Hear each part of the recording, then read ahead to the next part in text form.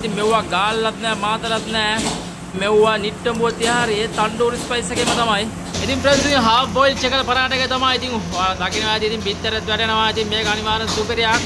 ඒක බිත්තර දෙකක්ම වැටෙනවා. ඉතින් half boil chicken පරාට ඉතින් කිව්වොත් ඉතින් තණ්ඩූරි ස්පයිස්ම තමයි. ඉතින් නිට්ටඹුව තියාරියේ බිත්තර බැදලා දැන් ඉවරයි. බලමු මොකද වෙන්නේ කියලා.